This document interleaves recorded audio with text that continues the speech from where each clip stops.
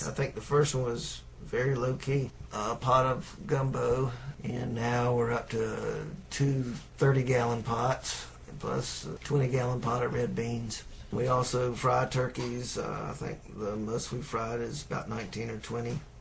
You know, that first Mardi Gras just caught my ear. This was a very strange, different music. It was different than anything I'd ever heard. So I took a liking to it. I don't know. I don't know if you really liked it at first. Well, something made me come back. The Cajun music to me has a certain, especially the more authentic it is, has a certain sweetness.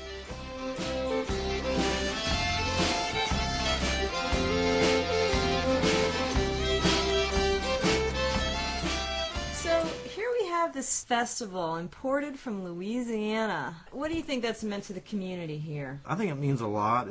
At this point, it's something that people kind of look forward to and count on. And how does Sarah, your daughter, like it? She likes it because it's very family-oriented. There's tons of kids around. So she loves it that she can do some crafts. You know, there's masks and Mardi Gras activities. My grandma and your grandma sitting by the fire.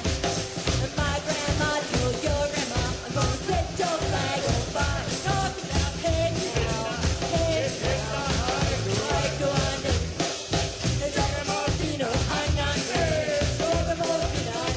What's the difference between a rural Mardi Gras of Louisiana and the New Orleans Mardi Gras that most people are familiar with? Well, the rural Mardi Gras obviously is out in the country, and it tends to be around farmhouses, and it's usually done on horseback. Of course, nowadays they do have a lot of tractors in the Mardi Gras run too. Usually they're pulling the band on a hay wagon or something like that. So what elements of the rural Mardi Gras does the Gloucester Mardi Gras use? Cooking is a big gumbo. In Louisiana, on the Mardi Gras run, traditionally they'll beg for food from every farmhouse they go to, and then that evening they go back and cook everything. But we get frozen chicken from the grocery store. Well, that's the way ours is different, is that we, over the years, have formed a list of people that we call up and we'll say, you know, you bring 5 pounds of bell peppers, you bring 10 pounds of onions, you bring 150 pounds of garlic.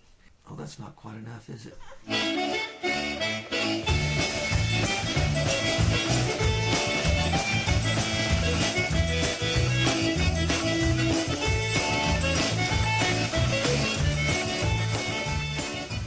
And the Unknown Tongues have sponsored this Mardi Gras, but it's not just us doing it, is it? No, it's a lot of our friends, everyone that donates food, all the musicians, cooks, lots of dishwashers. We do have a donation box out. There's a no admission charge to come. Tell us about the lagniappe. That basically just means a little extra, a little something extra. For us, it's the community that gives us their little something extra and helping to put the thing on. When we count the donations and we pay all the bills and the club rental and all that, is there a little lagniappe left over for anybody? We always have donated to the Gloucester Community Club Scholarship Fund, which is the Woodrow Price Scholarship Fund, and we hope to continue to be able to, donate to worthy causes. It's never a whole lot of money, but I think anything that we can give, helps. What I like about Mardi Gras is the idea that all these little kids go home and they have this little stash of beads. And they put it in their room and they save it all year. And then the little Mardi Gras king and the little Mardi Gras queen get their crown. I can live with that for a year. Say, I'm the king or the queen.